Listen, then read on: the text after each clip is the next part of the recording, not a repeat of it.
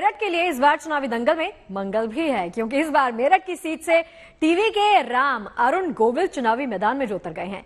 मेरठ में पैदा हुए अरुण गोविल को बीजेपी ने उन्हीं के शहर से उम्मीदवार बनाया है। ये मेरठ शहर के लिए जितना खास है, उतना ही खुद अरुण गोविल के लिए भी है। बचपन की गलियों से सियासी शंखनाद पर गुड न्यूज टुडे ने अरुण गोविल से खास बातचीत की है।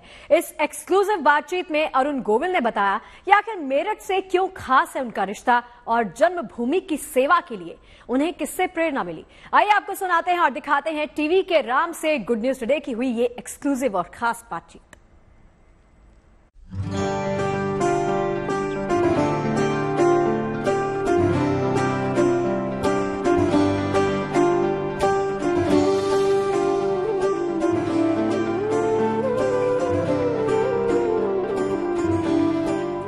पिछले 37 साल से, जब से रामायण का प्रसारण हुआ और लोगों के दिलों में रामायण अभी तक बसी हुई है, 37 सालों में लोग आपको राम की छवि से निकाल नहीं पाए। आपने अपने आप को कैसे राम की छवि से अलग किया, निकाल पाए क्या? राम की जो छवि है, पहली बात तो यह है कि राम जी के जैसा होना एक मानव के लिए संभव नहीं है। तो छवि जो है वो, मेरी छवि दूसरों के मन में हो सकती है ना, पर मेरी छवि मेरे मन में तो नहीं होगी। तो राम मेरे मन के अंदर हैं, तो दूसरे लोग को नहीं निकाल पाए। वो उनकी आस्था है भगवान राम के प्रति, जिसे वो नमन करते हैं। उन्हें एक यूं कह सकते हैं कि उन्हें एक वो आस्था, वो एक स्वरूप उन्हें मिला, जिस स्वरूप को वो नमन करते हैं। लेकिन मैं ये मानता हूं कि ये स्वरूप को नमन नहीं है, ये अगेन उसी आस्था को नमन है। लेकिन क्योंकि एक माध्यम चाहिए होता है आस्था के लिए, तो वो माध्यम शायद उन्होंने मुझे मान लिया है। That is it. रामायण कहती है और भारतीय दर्शन कहता है कि जुड़िए अपनी जड़ों से। तो आपके लिए ये एक बार फिर मेरठ से जुड़ने का अवसर है, एक अलग ढंग से जुड़ने का अवसर है। बिल्कुल अलग ढंग से जुड़ने का अवसर है। मतलब मैं यहाँ, एज एवरीबडी नोज, मैं यहाँ पैदा हुआ, मैं यहाँ पला बढ़ा, मैंने यहाँ पढ़ाई की, मैं यहाँ जवान हुआ। तो वाकई एक अलग ढंग से इसलिए अवसर है कि यूँ तो रामायण के थ्रू हमने समाज की और इवन इंडिविजुअल्स की, उनकी भावनाओं की, उनकी मॉरल्स की, संस्कृति की अपनी बहुत सेवा की है। लेकिन ये एक डिफरेंट कलर है सेवा का, जो 1-to-1 संपर्क करके अब हम अपनी जन्मभूमि में जो हमारी समस्याएं हैं या लोगों की जो समस्याएं हैं, वो अगर हम दूर कर पाते हैं, उसके लिए बहुत डेफिनेटली हमें राम जी की कृपा जरूर चाहिए कि हमारा कर्म तो अपना होगा ही होगा। तो वो अगर हम दूर कर पाते हैं, तो वो एक इच्छा लेकर मैं यहाँ आया हूँ।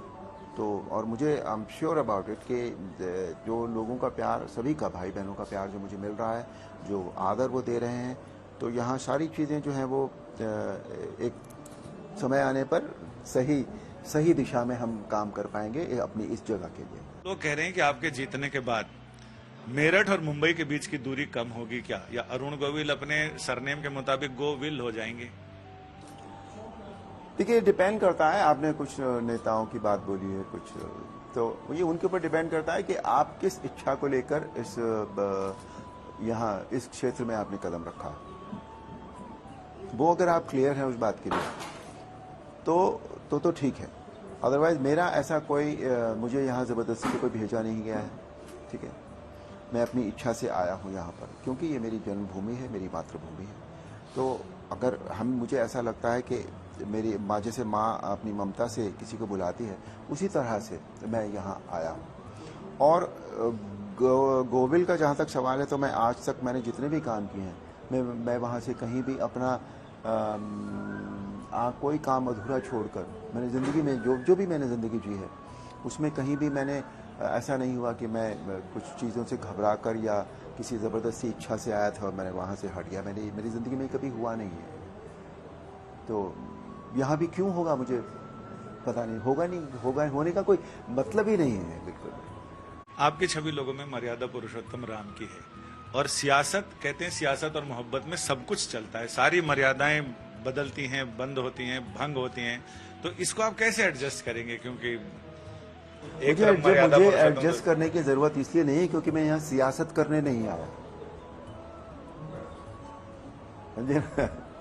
मैं यहाँ, मुझे राम जी ने एक सेवा दी है, तो मैं यहाँ वही करने आया हूँ बस। मेरे पास बांटने के लिए प्यार है, मेरे पास बांटने के लिए संवेदनशीलता है, मैं सेंसिटिव इंसान हूँ, मेरे पास मॉरल्स हैं, मैं वो सिखाऊंगा ना उनको, वो दूंगा उनको। और मैं ये मानता हूँ कि अगर आप किसी को प्यार देते हैं तो आपको वापसी में प्यार ही मिलता है। ऐसा कभी नहीं होता कि आप किसी को प्यार दें और वो आदमी आपको गाली देकर निकल जाए, नहीं, कभी नहीं होता। जब भी आदमी बात करेंगे आपसे तो रामायण से आपको जरूर जोड़ते हैं। 37 सालों में पता नहीं कितने राजनीतिक दलों ने कितनी बार आपको अप्रोच किया कि आप राजनीति में आइए, कभी कांग्रेस से नजदीकियां भी आपकी हुई, लेकिन कब आपको लगा कि अब मुझे ये काम भी करना चाहिए जो जिसके लिए मुझे ऊपर से और मतलब कहें तो आपको आध्यात्मिक रूप से अंदर से फील हुआ कि अब मुझे राजनीति में लोगों के साथ जुड़ना चाहिए और अपने क्षेत्र के लिए, अपनी जन्मभूमि के लिए कार्य करना चाहिए? ये शुरुआत हुई है आप यूं कह सकते हैं राम मंदिर के बनने से। हालांकि दोनों का कोई मेल नहीं हो रहा, रामलला की प्राण प्रतिष्ठा और मेरा यहाँ आना, दोनों का कोई मेल नहीं है। लेकिन एज यू सेड इट कि समय अपने आप सब कुछ करा लेता है, हमारा मन भी बदल देता है। कहते हैं हमारा भाग्य हमारे कर्म बदल देता है और हमारे कर्म हमारे भाग्य बदल देते हैं, है ना। उसी तरह कर्म जब हम करते हैं तो हमारी सोच पहले चेंज होती है, तब हम कर्म अपने चेंज करते हैं। तो ये शायद समय जो मैंने आपने पूछा वो मैंने ये बता दिया, और बाकी ये सब समय के अनुरूप होता है जो भी कुछ होता है। तो राम जी के मन में आया होगा कि अब इससे इस बंदे से हम ये काम कराएं, तो ये सेवा इसको देकर देखते हैं कैसी करता है। बस मैं आ गया हूँ यहाँ पर। जो किया है इस राज्य के लिए, इस शहर के लिए योगी जी ने, देखिए वो रैपिड रेल है, गंगा एक्सप्रेस अब शुरू हो रही है, जहाँ भी जिस भी एग्जिट से आप निकलते हैं मेरठ से, आप सीधा हाईवे पर आते हैं। पहले ऐसा नहीं था मेरठ, आज इतनी प्रोग्रेस यहाँ हो गई है। तो हर चीज़ को प्रोग्रेस के साथ साथ लोगों के ऑन अ पर्सनल लेवल भी आप अच्छी चीज़ें लोगों को देंगे। बस यही मेरा सपना है कि मैं कुछ भी कर पाऊँ यहाँ के भाइयों और बहनों के लिए। इस राम जन्मभूमि की प्राण प्रतिष्ठा के बाद पहली बार ऐसा होगा कि इस क्षेत्र से लोगों के दिलों में जो रामायण के राम बसते हैं, अरुण गोविल, वो मुकाबला लड़ रहे हैं, यानी चुनाव लड़ रहे हैं। और उनके मुकाबले अभी तक विपक्षियों ने कोई बड़ा नाम या मुकाबलेदार उतारा नहीं है। यानी यहाँ प्रधानमंत्री अपनी रैली से पूरे देश के चुनावी अभियान की शुरुआत कर रहे हैं। यानी एक शुरुआत, एक शुभारंभ, एक श्री गणेश यहाँ से हो रहा है, जिसको देखकर सारे लोगों को ये लग रहा है कि ये नतीजे कहीं न कहीं देश के चुनावी नतीजों पर असर दिखा सकते हैं। कैमरामैन सत्यरंजन राउतरे के साथ संजय शर्मा, मेरठ। टीवी के राम के बाद अब खबर बॉलीवुड की क्वीन के साथ जुड़ी हुई। कंगना रनौत ने आज मंडी से अपने चुनावी अभियान का शंखनाद कर दिया। आज दोपहर कंगना रनौत ने मंडी में पहला रोड शो किया। कंगना के रोड शो के दौरान बड़ी संख्या में जनसैलाब उमड़ा। रोड शो के दौरान लोकल कार्यकर्ताओं ने कंगना का भव्य स्वागत किया। रोड शो के दौरान फूलों की बारिश के बीच में जय श्री राम की गूंज के नारों के साथ पूरा इलाका गूंज उठा। रोड शो में भारी समर्थन से कंगना भी काफी खुश नजर आई। आपको बता दें कि बॉलीवुड एक्ट्रेस कंगना रनौत को हिमाचल प्रदेश के मंडी से बीजेपी ने लोकसभा चुनाव के लिए उम्मीदवार बनाया है। पहले रोड शो के दौरान कंगना रनौत ने एक तरफ पार्टी लीडरशिप की तारीफ करते हुए उसे आगे बढ़ाने की बात की, तो वहीं हिमाचल की स्थानीय बोली में विरोधियों पर भी जमकर निशाना साधा। आइए आपको सुनाते हैं उन्होंने क्या कुछ कहा।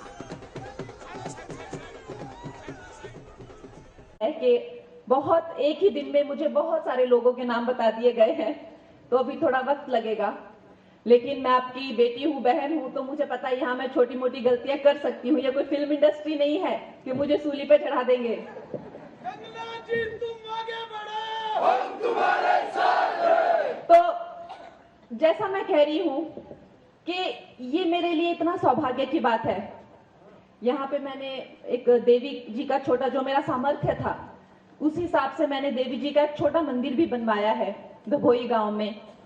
उन देवी जी की कृपा है मुझ पे, मेरे माता पिता का आशीर्वाद है। जब मेरी नड्डा जी से मीटिंग हुई तो मैंने उनको एक ही बात कही कि नड्डा जी मैं बहुत ही छोटी हूँ आपके सामने, हर तरह से छोटी हूँ मैं आपके सामने, और जहां से मुझे पार्टी बोलेगी मैं वहां से खड़ी हो जाऊंगी, नो प्रॉब्लम। लेकिन अगर आप मुझे मेरे दिल की बात पूछें तो मैं हाथ जोड़ के यही विनती करना चाहती हूँ कि अगर मुझे किसी की सेवा में लगाना है तो मुझे मंडी की सेवा में लगाइए। वो कहते हैं कि ये तो मुंबई की है, यहां काम कैसे करेगी, आप इसको मिलने क्या मुंबई जाएंगे? तो भाई बहनों, ये किसका घर है फिर अगर मैं मुंबई की हूं? मनाली में किसका घर है, भभोई में किसका घर है? क्या मैं अभी आके मंडी से जुड़ी हूँ? क्या मैं हर महीने यहाँ पे नहीं होती हूँ?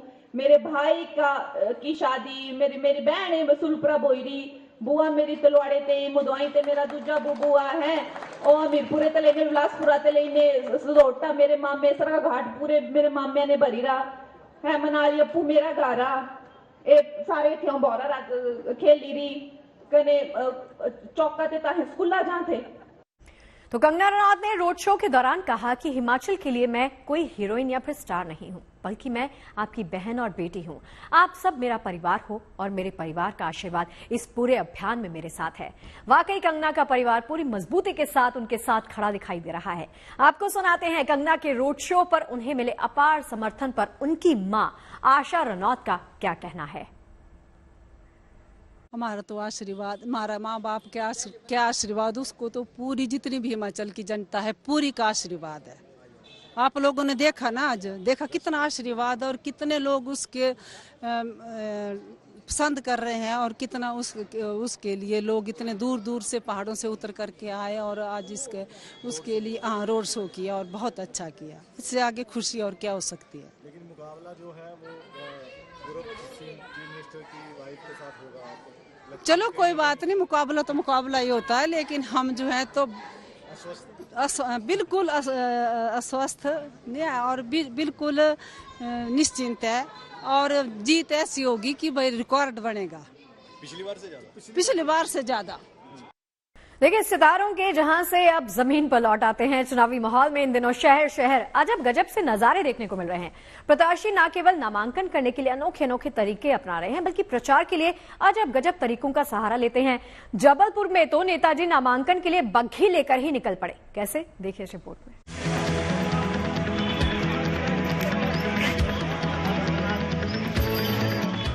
एमपी के जबलपुर में शान से बग्घी में जाते इन जनाब को देखिए। इनके बगल में इनकी जीवन संगनी विराजमान हैं। आंखों पर काला चश्मा चढ़ा बन ठन कर जबलपुर की सड़कों पर अपनी शाही सवारी में निकले हैं।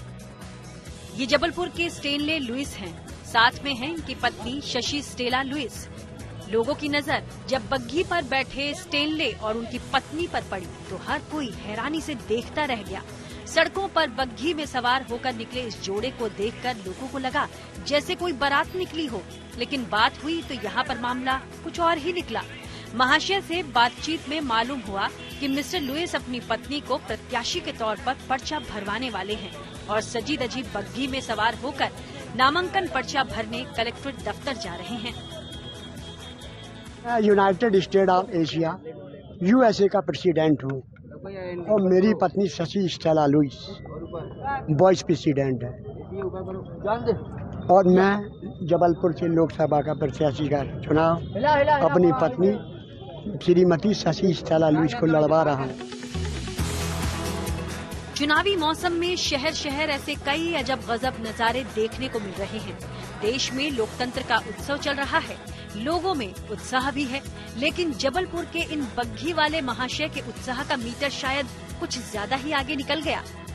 जबलपुर से धीरज शाह के साथ bureau report, good news today.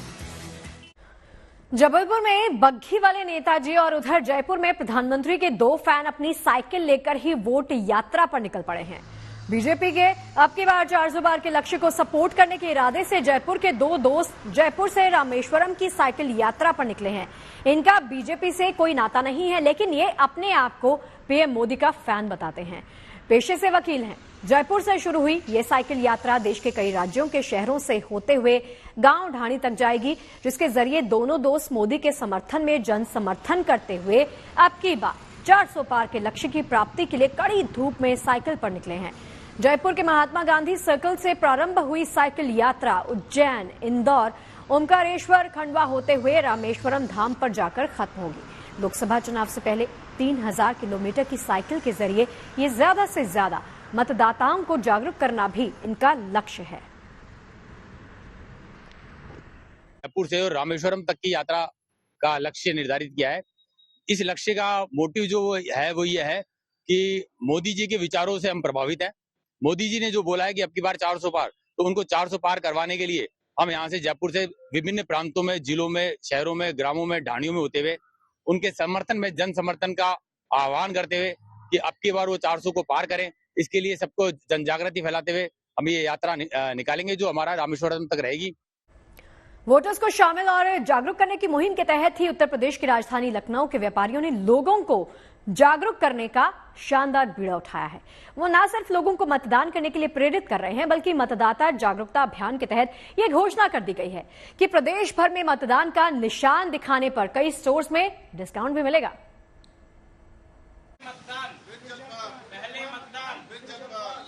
पहले मतदान फिर जलपान, हर चुनाव में ये नारा सुनाई पड़ता है क्योंकि वोटिंग करना, मत का प्रयोग करना, मताधिकार का प्रयोग करना जरूरी है। लेकिन इस बार उत्तर प्रदेश आदर्श व्यापार मंडल ने भी इस बात की जिम्मेदारी ली है और व्यापारी वर्ग को ही नहीं, आम लोगों को भी प्रेरित कर रहे हैं कि मतदान जरूर करना है। इसके लिए अभी से संपर्क ये शुरू हो गया है। यानी हम कह सकते हैं कि पॉलिटिकल पार्टीज तो प्रचार कर रही हैं, लेकिन यहाँ मतदान का भी प्रचार हो रहा है जो उत्तर प्रदेश आदर्श व्यापार मंडल के पदाधिकारी कर रहे हैं। संजय गुप्ता जी, जिस तरह से आप लोग यहाँ पर मतदान का प्रचार कर रहे हैं, यानी मतदान जरूर करना है, क्या उसकी वजह है? क्योंकि मतदान तो कम होता रहा है, लेकिन अभी से हम देख रहे हैं आप लोग सक्रिय हो गए। मैम, उत्तर प्रदेश आदर्श व्यापार मंडल ने आज से पूरे प्रदेश में चुनाव प्रचार का, बल्कि चुनाव प्रचार हमने कहा मतदाता जागरूकता का हम लोगों ने अभियान शुरू किया है। क्योंकि प्रायः यह देखा गया कि ग्रामीण क्षेत्रों में तो वोटिंग परसेंटेज ठीक रहती है, लेकिन शहरों में परसेंटेज कम रहती है। तो उत्तर प्रदेश आदर्श व्यापार मंडल ये बीड़ा उठाया है कि इस बार अधिक से अधिक हम लोग 100% का टारगेट लेकर के चल रहे हैं, लेकिन मैक्सिमम जितना वोट परसेंटेज बढ़ जाए इसकी हम लोग कोशिश कर रहे हैं। हम लोग ये नहीं कह रहे कि किसको वोट देना है, वोट किसी को भी दीजिए, लेकिन वोट अवश्य दीजिए। क्योंकि यदि आप वोट नहीं देंगे तो आपको किसी भी सरकार को कोसने का कोई अधिकार नहीं है। क्योंकि यदि आप अच्छी सरकार चुनना चाहते हैं तो आपको अपना पहला कर्तव्य मताधिकार का प्रयोग जरूर करना चाहिए। आपके यहाँ आपकी दुकान पर आए हैं जो दूसरे पदाधिकारी हैं व्यापार मंडल के, तो क्या आपको लगा कि ऐसा करना ही चाहिए? यानी सबको काम होता है, लेकिन उस दिन तो वोट डालना ही नहीं। इंसान उसका हक है कि वोट जरूर डालना चाहिए। वोट डालेंगे तभी हमें अपनी अच्छी सरकार, वोट चाहे किसी को भी डाले, लेकिन पहले मतदान बाद में जलपान। बिल्कुल, पहले मतदान फिर जलपान। और हम देख रहे हैं कि ये जो पदाधिकारी हैं आदर्श व्यापार मंडल के, ये अलग अलग दुकानों पर जा रहे हैं। लेकिन सिर्फ ऐसा नहीं कि व्यापारी वर्ग को ही प्रेरित कर रहे हैं, क्योंकि आप लोग बहुत सारी स्कीम्स भी चला रहे हैं। क्या है? हम लोगों ने ये भी तय किया है कि पूरे उत्तर प्रदेश में जो हमारे आदर्श व्यापार मंडल पदाधिकारी हैं वो अपनी दुकानों पर जो लोग वोट देकर के आएंगे और अपना निशान दिखाएंगे, वोट का निशान दिखाएंगे, तो उनको 3% से लेकर के 15% तक का डिस्काउंट अलग अलग प्रोडक्ट पे दिया जाएगा, ताकि अधिक से अधिक लोग वोट देने के लिए प्रेरित हों। और आदर्श व्यापार मंडल इस मुहिम को पूरे प्रदेश में चला रहा है। और चलिए, हमारी आज के इस खास पेशकश में फिलहाल के लिए इतना ही, लेकिन बाकी खबरों के लिए आप देखते रहिए गुड न्यूज टुडे। नमस्कार।